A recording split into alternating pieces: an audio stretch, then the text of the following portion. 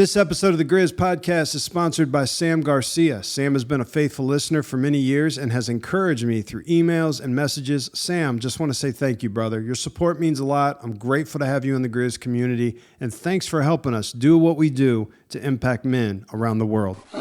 Guys, I love comeback stories. The stories of men and women who have endured incredible pain, suffering, and opposition and refused to give up. Life can be brutally hard, my brothers. Many of you know that. And that's why learning from people who've walked through the fire, persevered, and kept moving forward, man, it helps me find hope and strength to keep climbing, keep battling, even when everything in me wants to quit. So in this week's episode of The Grizz, we're talking about a man named Hugh Glass. Some of you know the name because of the movie The Revenant, starring Leonardo DiCaprio.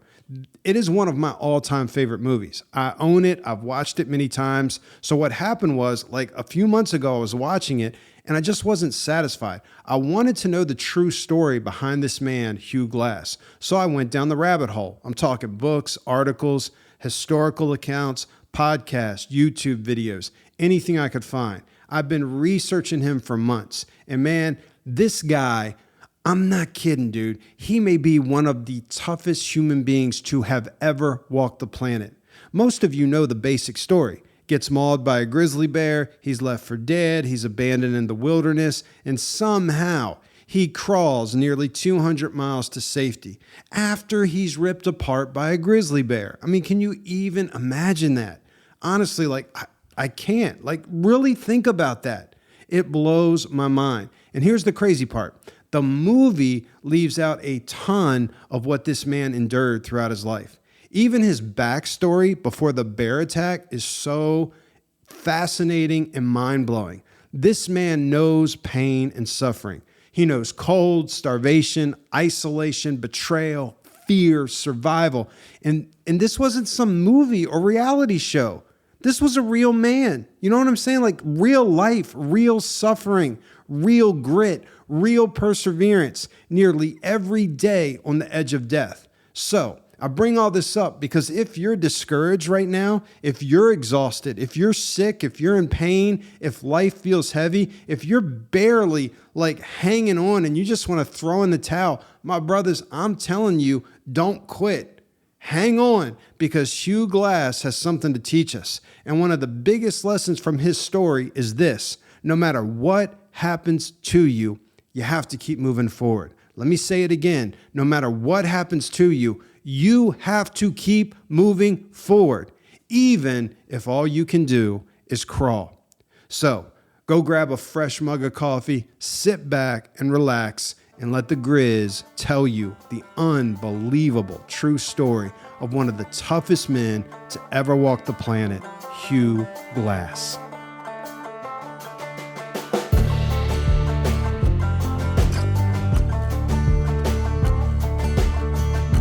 You're listening to the Grizz Podcast, where our mission is to help boys become men and to help men become better men.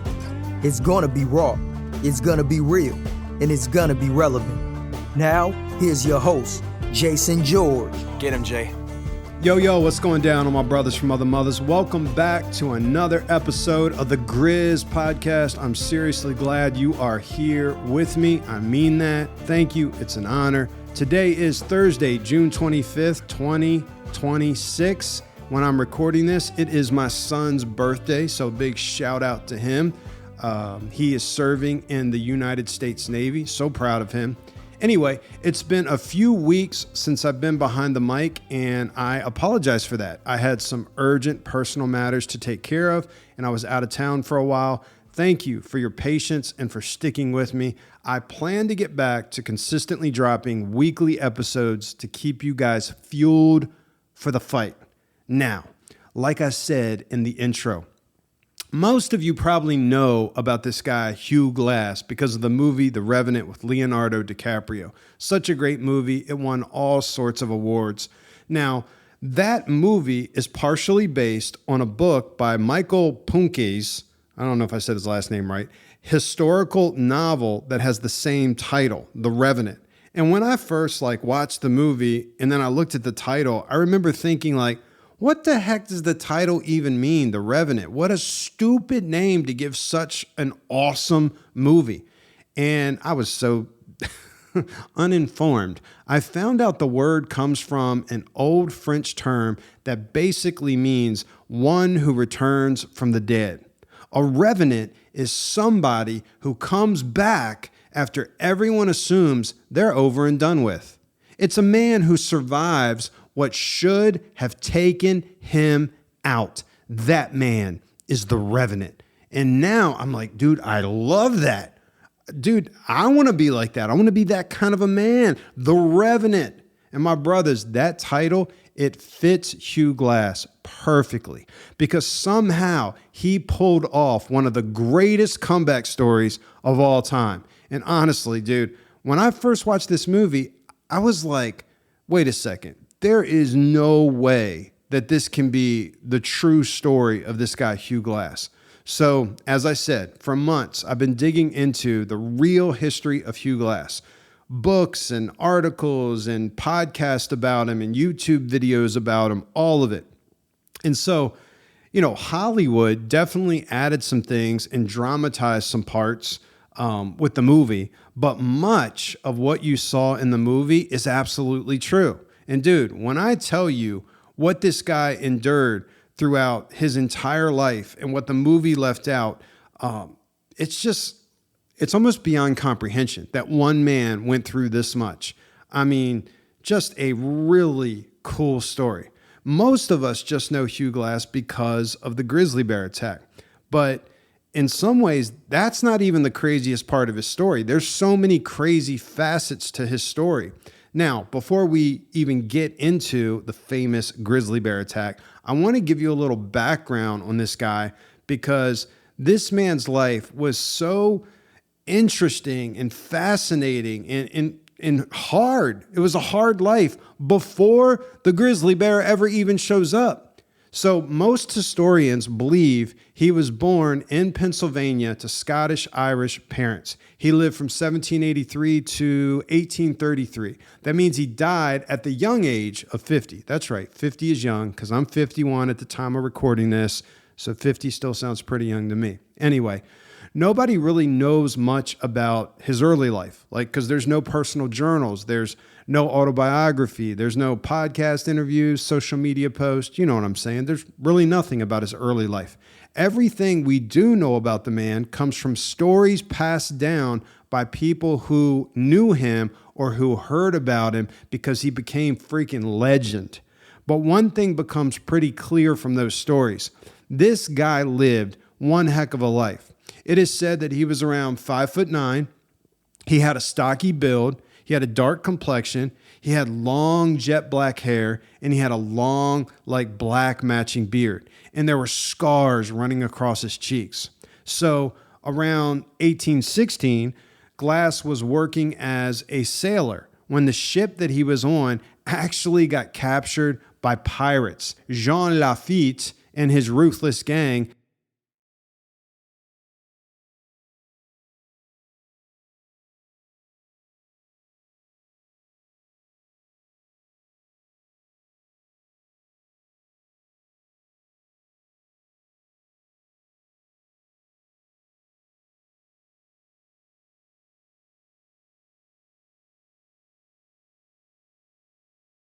become a pirate or you're walking the plank, which basically meant death. I'm becoming a pirate that day. You can put the parrot on my shoulder, you can hand me the eye patch, and I'll start talking like one, "Arr," on my mateys. Let's go, man. Pirates we are.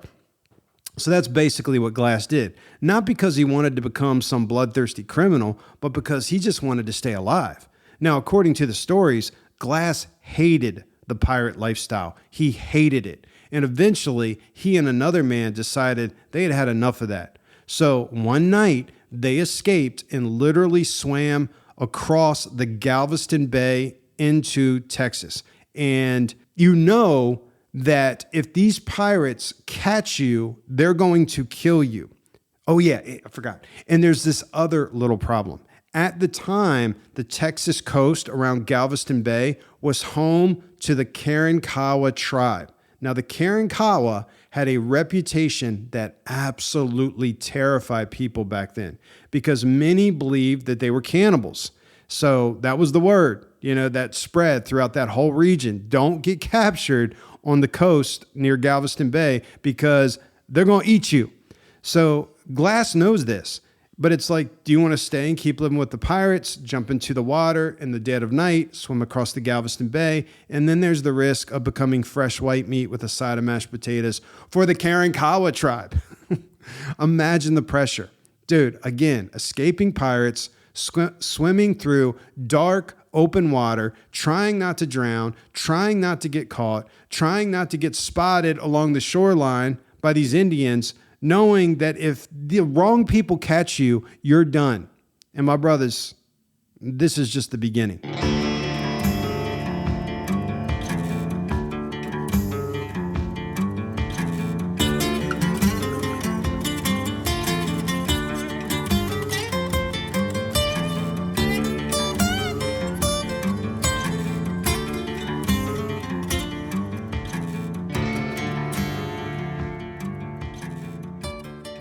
After escaping from the pirates, Glass and his friend traveled deep into the North American wilderness and eventually got captured by the Pawnee tribe, somewhere around modern-day Kansas or Nebraska. Now, according to the stories that have been passed down over the years, the Pawnee were going to kill Glass and his friend. They literally prepared some kind of religious ceremony thing, and Hugh Glass literally watched them burn his friend alive, knowing I'm next. Think about the fear, the chaos, the screaming from your friend being burned alive, the smell of burning flesh filling the air. You want to talk about trauma? One historical account says his friend was hung upside down, covered with pine needles, and then they set him on fire. In Glass, he gets to stand there and watch and listen to all of this unfold, knowing you're up next. But right before they grabbed Glass to kill him, to burn him, he did something incredibly smart. He reached in his pocket and he offered the Pawnee chief something very, very valuable. He had vermilion. Vermilion is a pigment. And he most likely took it from the pirate ship, before he jumped ship. And back then, vermilion was extremely rare and extremely valuable. Most of the tribes, they used it for war paint or spiritual markings, symbols of strength and status. So when Glass takes that out and he hands it to the chief is like, whoa. And it was viewed as a sign of respect and goodwill, basically a peace offering. And my brothers, that gift saved his life. According to the stories, the Pawnee chief not only spared Glass's life, but eventually adopted him into the tribe almost like a son. Okay, think about how wild that is. 1 minute, you're standing there watching your friend burned alive, and you're about to be burned alive, and the next minute, you're living among the Pawnee as a brother from another mother.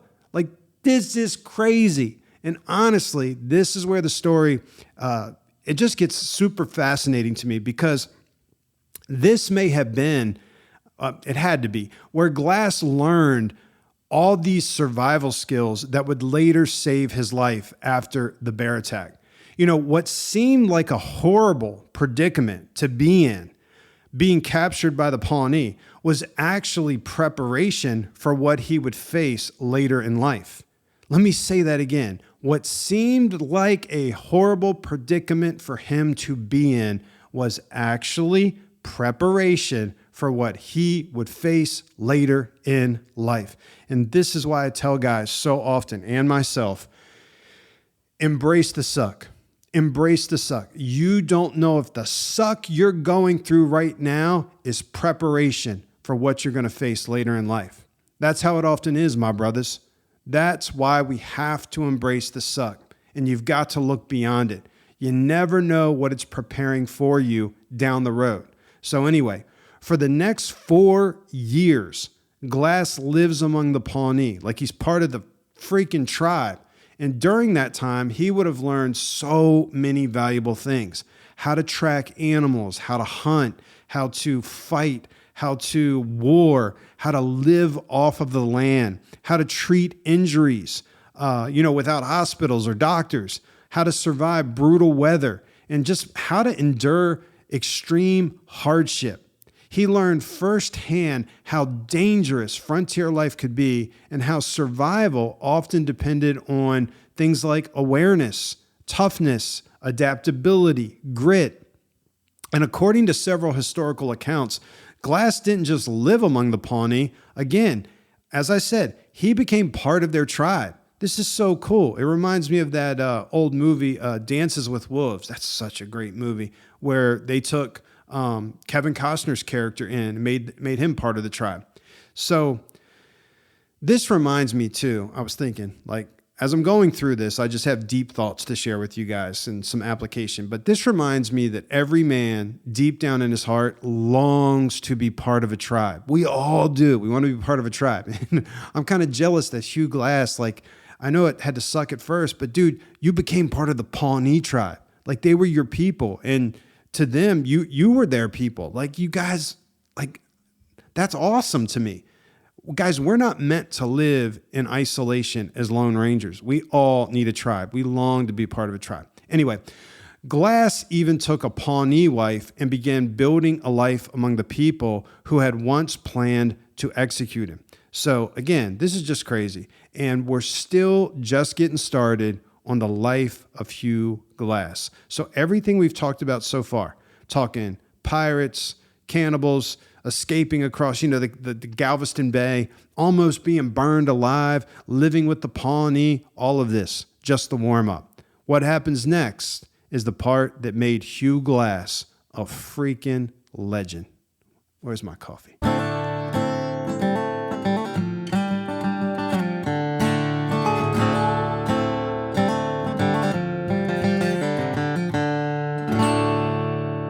My brothers, pornography is more accessible, more addictive, and more destructive than ever before. That's why I've trusted Covenant Eye's Victory Shield for more than 15 years. Covenant Eyes helps you build a wall of protection around your life through accountability and screen monitoring that helps you keep honest and walking in the light. Guys, I recommend Covenant Eyes on every device you own. And if you have children or teenagers, I strongly encourage you to install it on their devices as well. The internet is not the same place it was 20 years ago, and our kids need protection. So do yourself and your family a favor. Head over to covenanteyes.com, sign up today, and when you're at checkout, use the promo code GRIZZIN, GRIZZIN,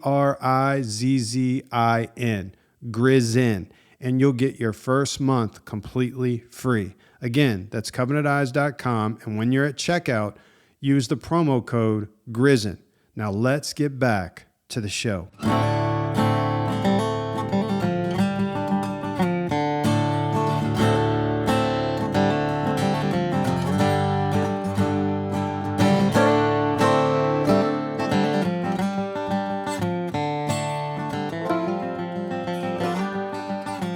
All right, guys. So around 1822, Glass, along with several members of the Pawnee tribe, they travel to St. Louis, Missouri.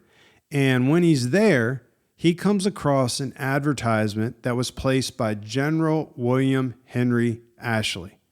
And what he saw in this advertisement was that Ashley was looking for 100 men to travel with him up the Missouri River as part of a fur trading venture. Now, these men became known as Ashley's 100.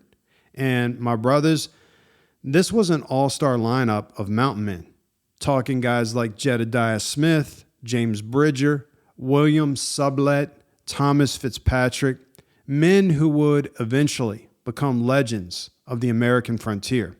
So at this time in history, the fur trade was just booming, and Ashley's plan was simple. He was going to send his own trappers deep into the wilderness to gather up valuable beaver pelts, and he was going to make a fortune. Because what he was going to do is eliminate the middleman. And who was the middleman? It was Native Americans. It was the Indians.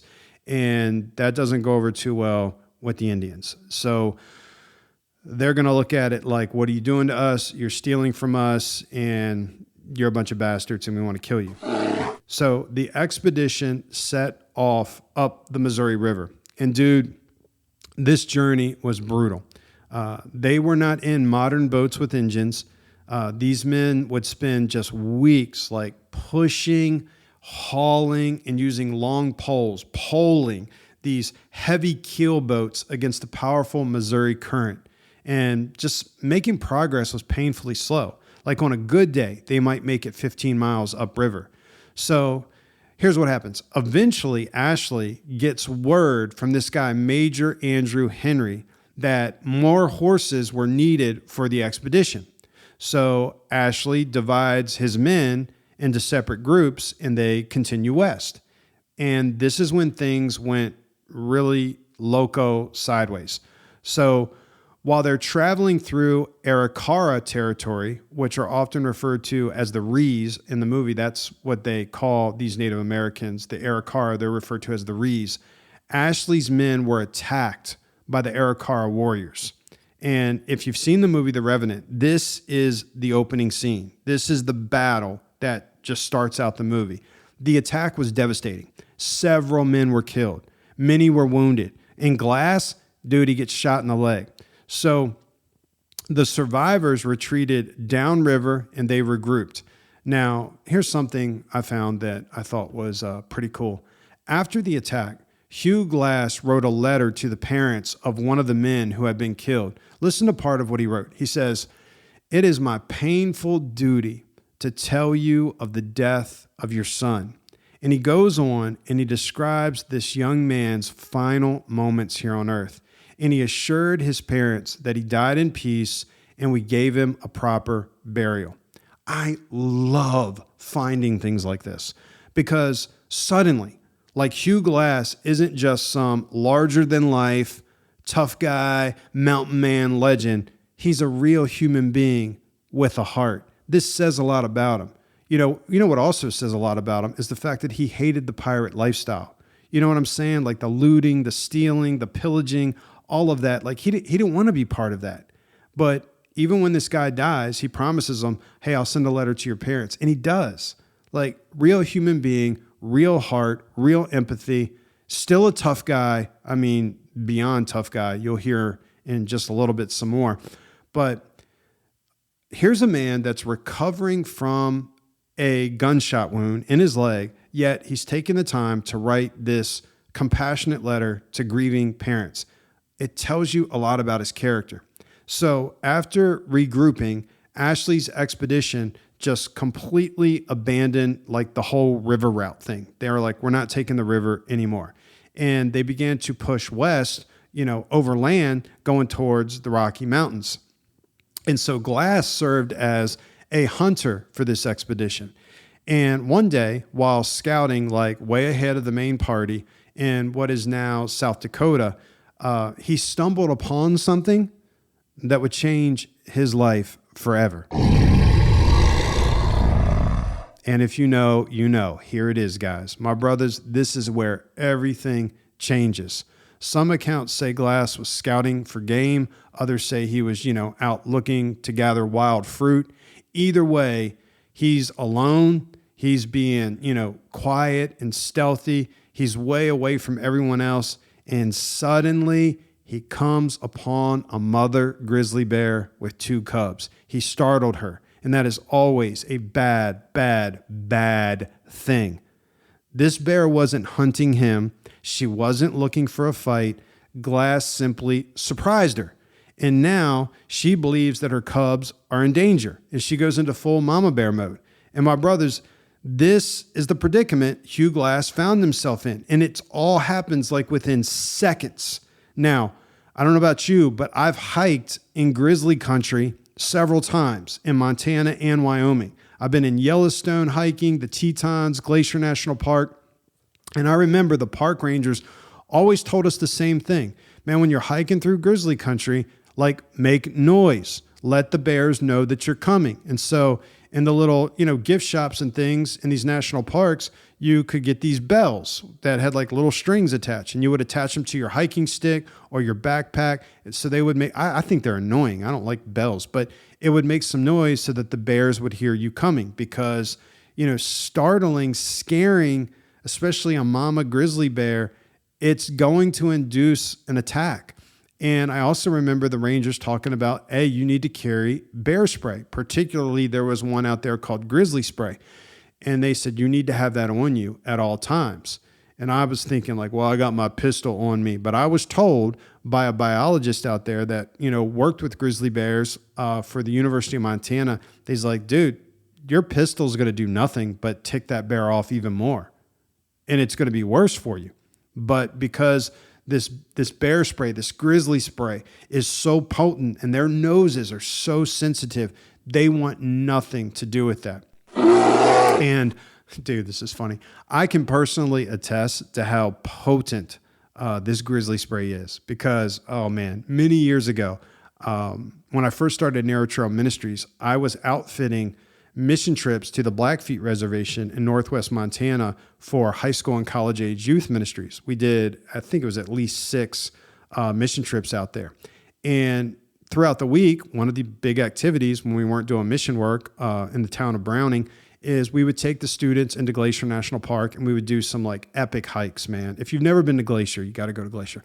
And before we hit the trail, I stopped in a store right at the trailhead to get some grizzly spray for me and the other leaders. And I'm at the register, and I literally thought like, I should probably like make sure I know how to get the safety off of this thing. Cause like it was an unusual like spray top. Like, we all have spray bottles and things and aerosol cans. This one was different. And I was like, how do you get this thing off like the safety so that you're ready to go? And so I'm messing with it at the counter, and I slip off the safety, and really quick, it sprays out. I hit the trigger. It wasn't even a lot. It wasn't like I sprayed a fog, like, it just went like this. Psst. That's all it was. Psst.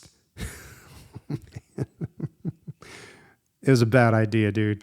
Right there at the register, man, the lady behind the counter, she goes running out the door. I'm gagging. People in the store are like, oh, they're gagging, man. They're coughing. All the students that were with me, the leaders, they're running out of the store. We're in the parking lots. I'm like hunched over, like holding my throat. I'm like, oh my gosh. The store manager comes running over. He's yelling. He's like, who in the blankety blank did it? And everyone, while they're gagged, they just start pointing at me. And I'm like, oh, you punks.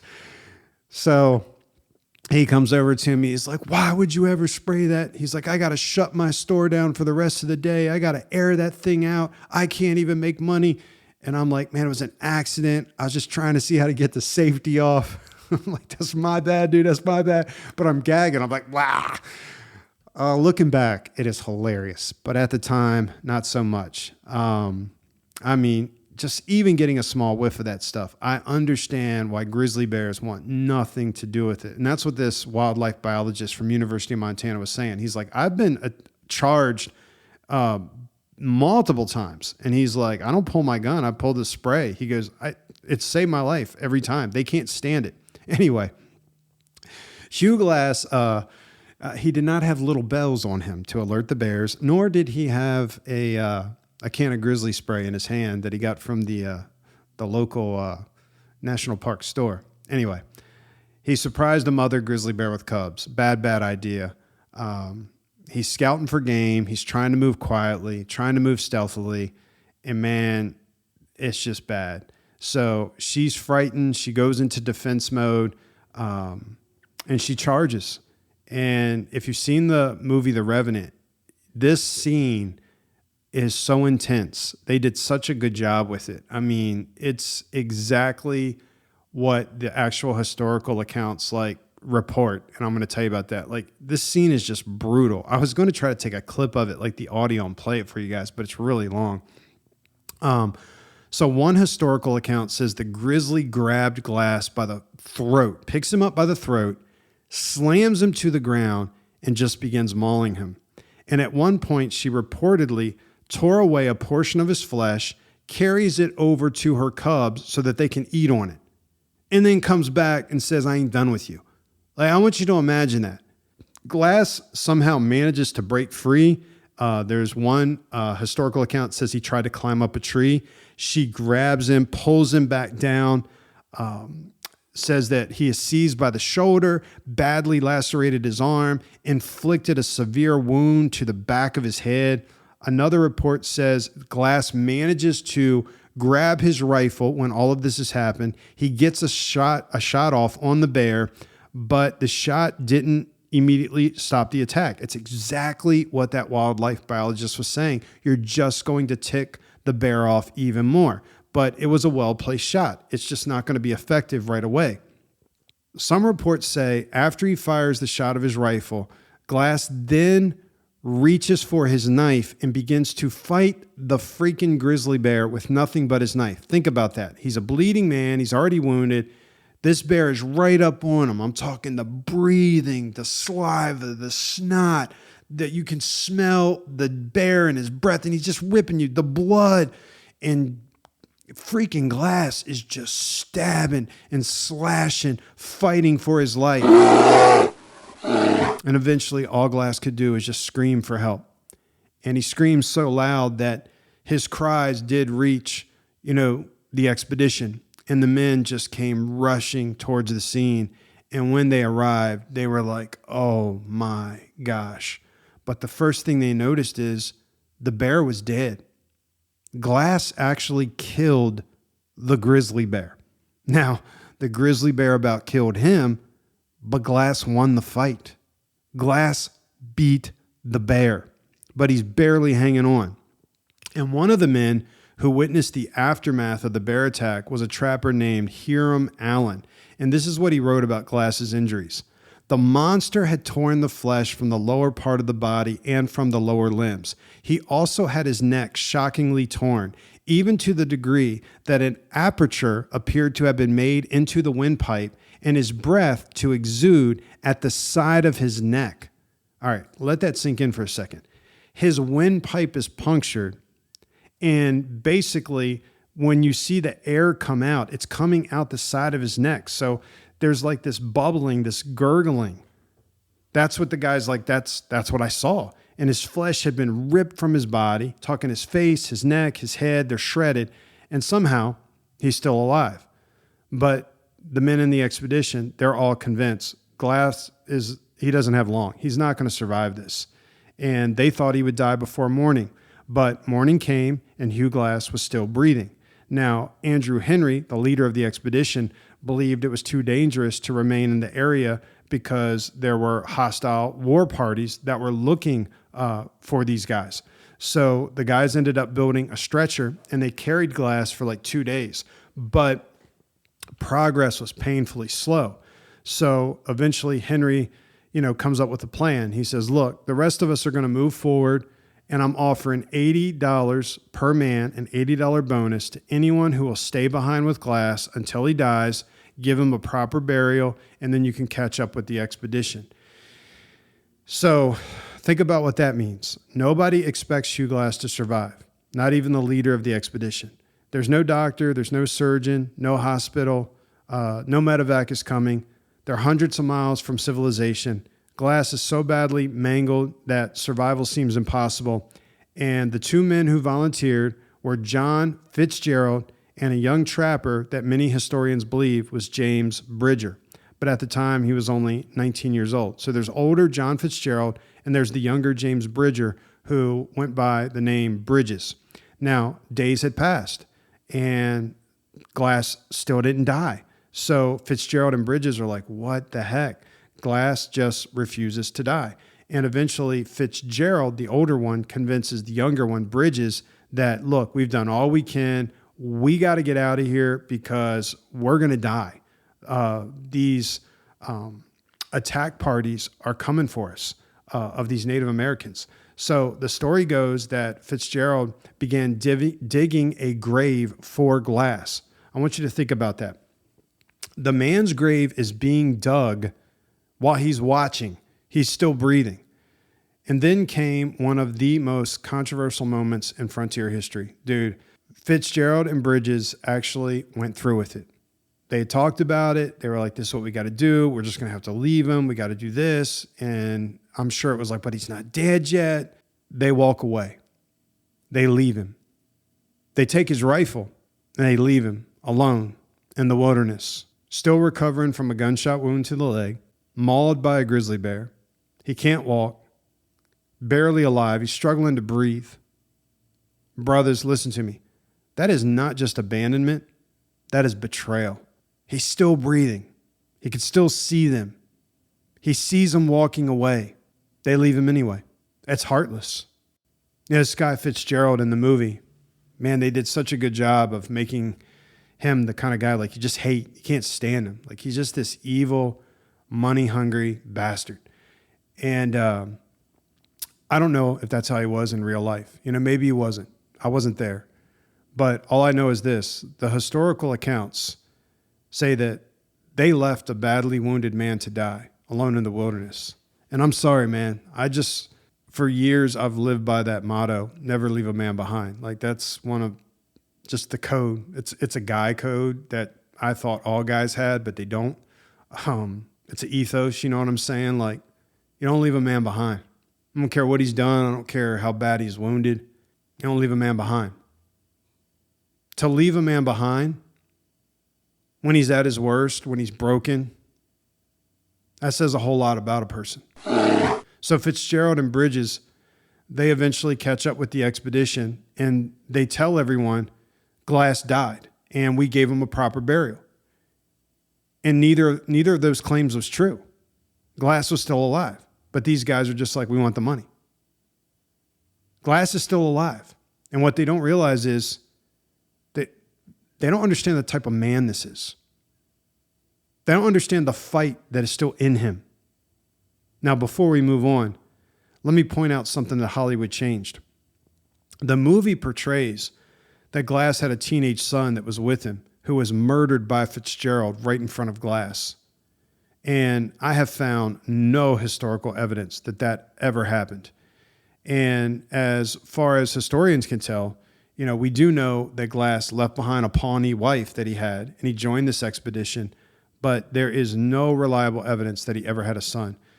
But throwing that into the movie, dude, it really spiced things up. You know, it took the storyline and it just raised it to like, you know, another emotional level.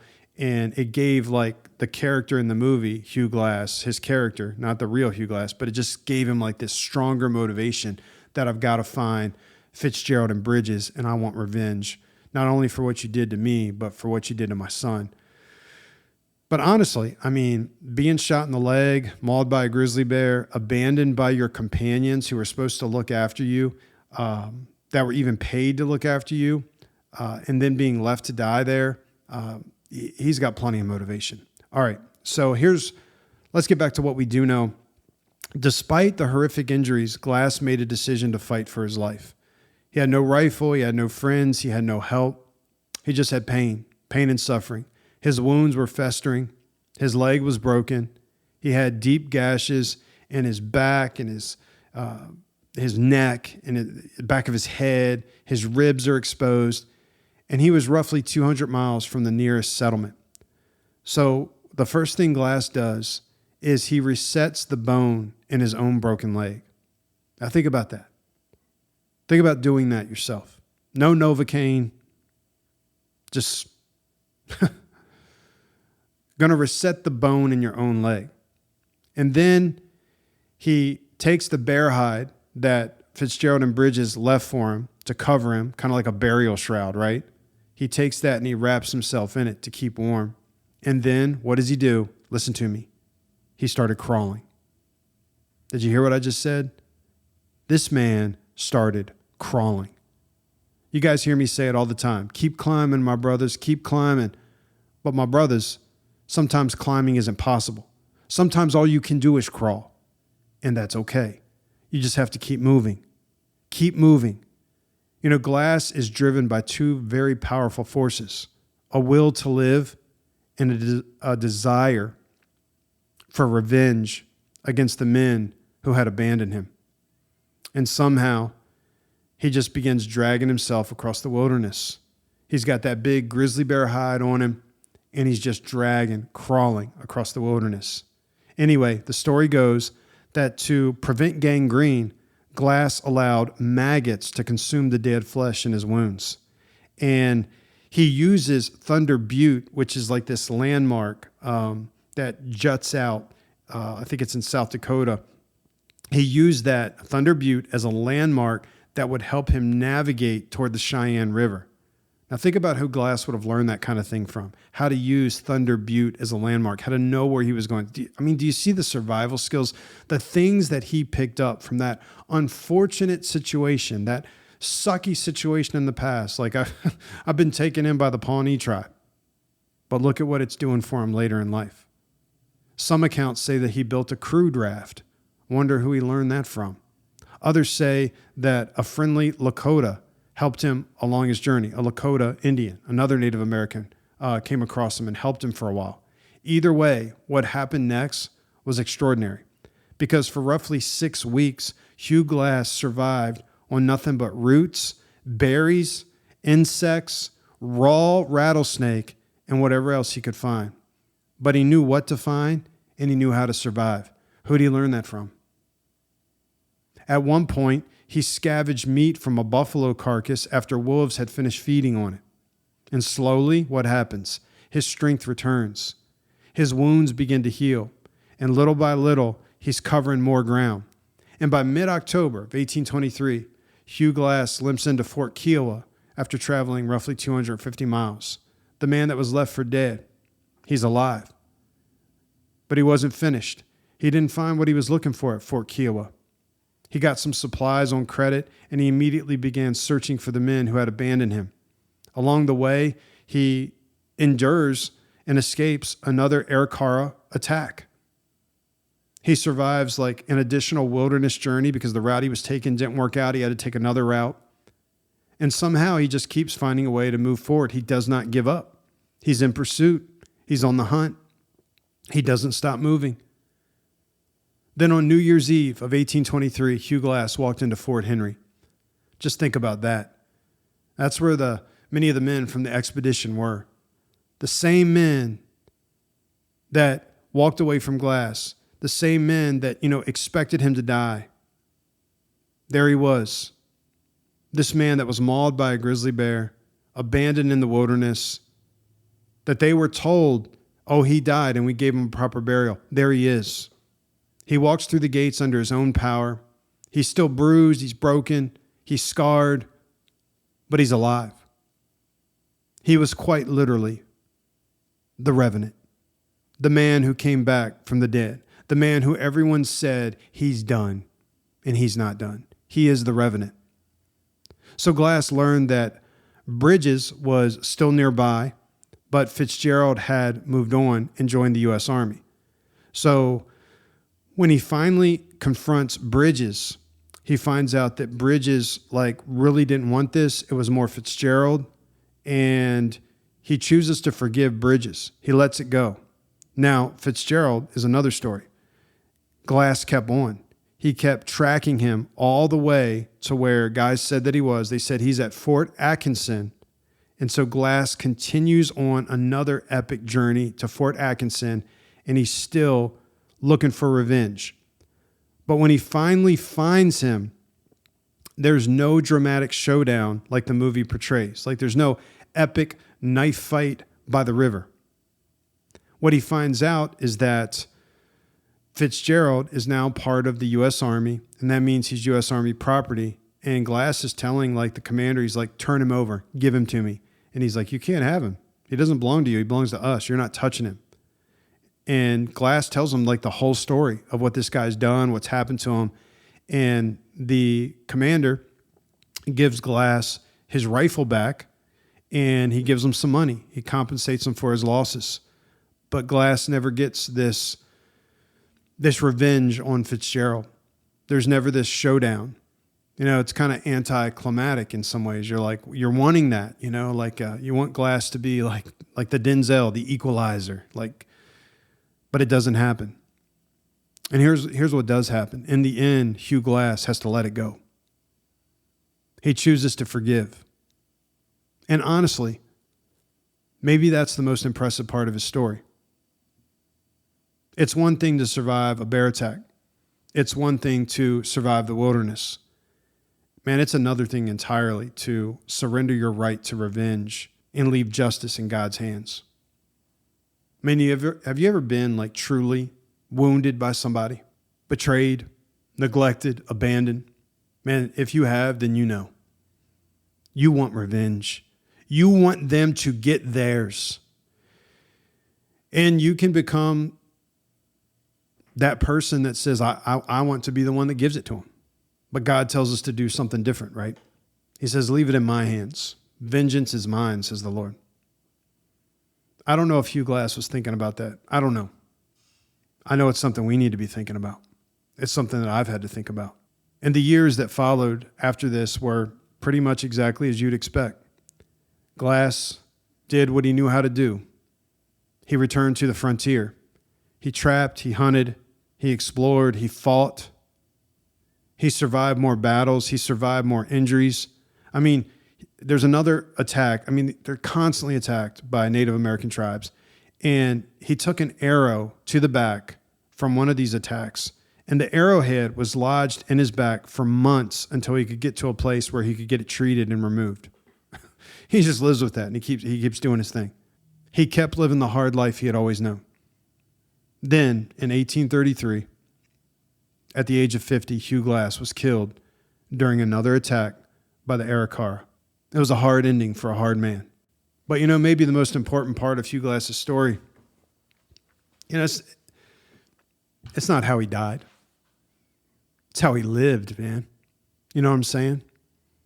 That's true for all of us. What matters is not the day that you're born or the day that you die. It's the in-between. It's the dash. The dash matters. What we know about Hugh Glass with his life, his dash, is every time life knocked him down, he got back up. Captured by pirates, he survived. Nearly executed by the Pawnee, survives. Shot in the leg, survives. Mauled by a grizzly bear, survives. Abandoned by men he trusted, that he thought were his friends, his companions, that got his back, survives. Takes an arrow to the back, arrowhead lodges in his back for months, can't get it out, survives. Just keeps moving forward. When everything in life gave him a reason to quit, he just keeps moving forward. Even when all he could do is crawl sometimes. My brothers, this is why I wanted to tell you this story, because honestly, I need stories like this. I need reminders like this. The last couple of years of my life have been the darkest and hardest season of my life. I've battled health challenges that have left me discouraged, frustrated, freaking exhausted, wondering if I'm going to make it. I have grieved the loss of relationships with family members and friends that I deeply love. I've walked through intense heartbreak, betrayal, slander, loneliness, financial uncertainty, and stress levels that have literally put me in the ER. There are days I battled just getting out of bed. Some days it's been a battle just to keep believing that things can get better. So I'm not telling you Hugh Glass's story like as a guy from the sidelines, that sits in the bleachers. I've been in the arena fighting my own battles. I'm telling you this comeback story because I need it too. I need reminders that men can endure more than they think they can. I need reminders that suffering isn't the end of the story. I need reminders that setbacks in life can become set-ups for something amazing. That's why Hugh Glass inspires me, because no matter what happened to him, he kept moving forward. Not perfectly, not quickly, not without pain, not without loss, not without grief, but he just kept going forward. That's exactly what some of us need to hear today. Some of you listening right now are carrying heavy burdens. Some of you are exhausted. Some of you are grieving. Some of you are battling chronic sickness and pain. Some of you have been betrayed. Some of you feel overwhelmed and you wonder if things will ever get better. And maybe you're waiting for things to become easy before you move forward. Or maybe you're waiting for somebody to come to your rescue. And Hugh Glass reminds us what we need to do. Listen, you move forward while you're hurting. You move forward while you're disappointed. You move forward while you're still grieving. You move forward while you're still scared. You move forward while you're still angry. You move forward while you're still uncertain. You move forward because that's what God has called us to do. And you beg and you pray, God, give me the strength to do it. We press on to the upward call. Not perfectly, not quickly, not without grief and pain and suffering, but we keep moving forward. That's the lesson, my brothers. As long as God gives you breath in your lungs, your story isn't over. If you ain't dead, then God ain't done. Think about this. Maybe the very thing you're cursing right now is preparing you for something God has planned later. Hugh Glass had no idea that pirates and captivity and hardship and years of learning to survive would one day help save his life. And you may not yet understand the purpose behind your own suffering either. Your own suck. You don't get it right now. I don't always understand mine. But I've learned that just because we can't see the purpose, it doesn't mean there isn't one. Just like Joseph, remember? Genesis 50 verse 20 is one of my life verses. You know, many, many years later, Joseph was able to look at his wicked brothers who betrayed him and who sold him into slavery and tell them, and as for you, you meant evil against me, but God meant it for good in order to bring about this present result to save many people. Guys, it took years and years and years for Joseph to finally see the purpose in his suck. So embrace the suck and stop focusing on how far you still have to go. I know that's easy to do. I do it too. And just move. Just take the next step. That's what I'm doing right now, today. And if you can't take a step, then you crawl. Because crawling is always acceptable. Quitting is not. Keep climbing, my brothers. And a big bear hug to you. Grizz is out.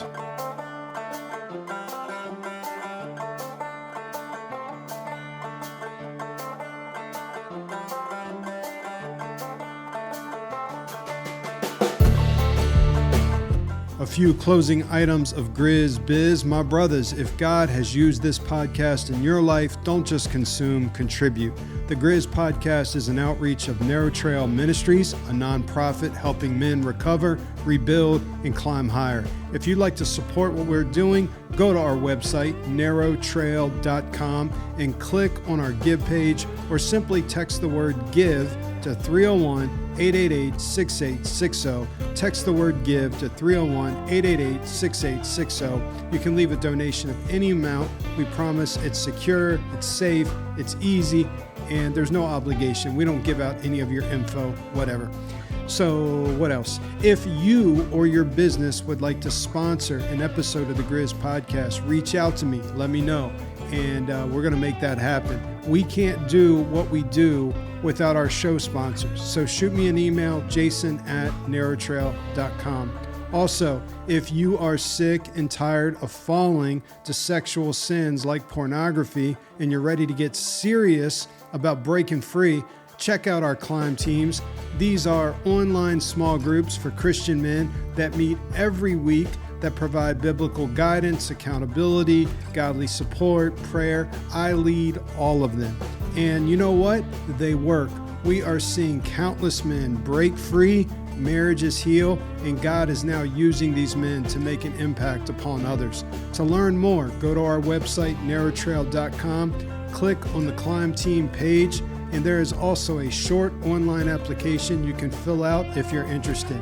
Lastly, guys, wherever you're listening to the Grizz Podcast, take a second, leave us a quick rating and review. That really helps us out. And share the link to this episode with a good friend or your men's group. I appreciate it.